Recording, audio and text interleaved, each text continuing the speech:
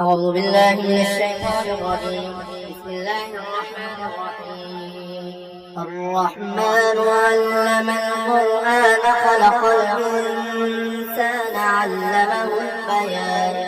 الشمس والقمر بحسبان والنجم والشجر يسجدان والسماء رفعها ووضع الميزان ألا تطغوا في الميزان وأقيموا الوزن بالقسط ولا تخسروا الميزان والأرض وضعها للأنام فيها فاكهة والنخل ذات الأكمام والحب ذو العصف والريحان فبأي آلاء ربكما تكذبان خلق الإنسان من صلصال كالفخار وخلق الجان من مارج من نار فبأي آلاء ربكما تكذبان رب المشرقين ورب المغربين فبأي آلاء ربكما تكذبان مرج البحرين يلتقيان بينهما برزخ لا يبغيان فبأي آلاء ربكما تكذبان يخرج منهما اللؤلؤ والمرجان فبأي آلاء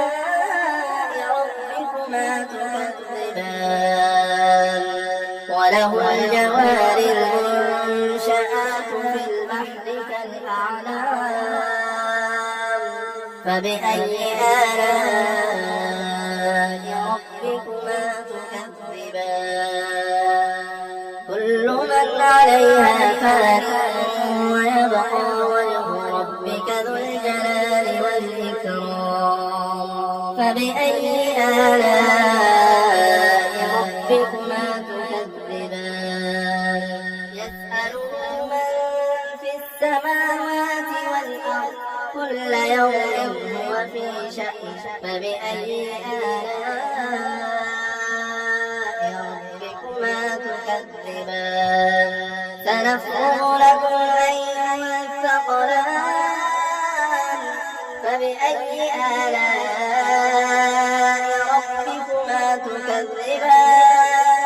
يا معشر الجن والإنس إن استطعتم أن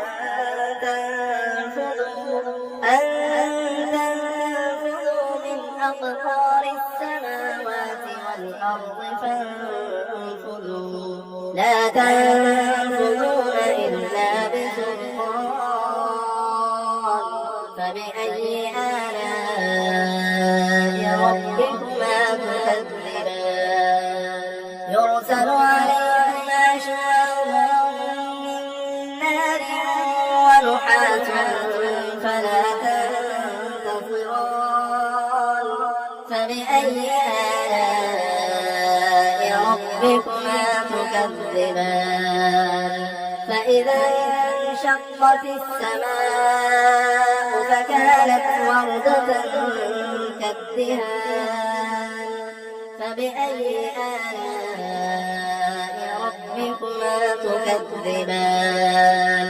فيومئذ لا يسأل عن ذنبه إنس ولا جان فبأي آلاء ربكما تكذبان يعرف المجرمون بسيماهم فيؤخذ بالنواصي والأقدام فبأي آلاء ربكما تكذبان هذه جهنم التي يكذب بها المجرمون يطوفون بينها وبين حميم آن فبأي آلاء ربكما تكذبان ولمن خاف مقام ربه جنتان فبأي آلاء ربكما تكذبان ذواتا أفنان فبأي آلاء ربكما تكذبان فيهما عينان تجريان فبأي آلاء ربكما تكذبان فيهما من كل فاكهة زوجان فبأي آلاء ربكما تكذبان متكئين على فرش بطائنها من استبرق وجنى الجنتين دان فبأي آلاء ربكما تكذبان فيهن قاصرات الطرف لم يطمثهن إنس قبلهم ولا جان فبأي آلاء ربكما تكذبان كأنهن الياقوت والمرجان فبأي آلاء ربكما تكذبان هل جزاء الإحسان إلا الإحسان فبأي آلاء ربكما تكذبان ومن دونهما جنتان فبأي آلاء ربكما تكذبان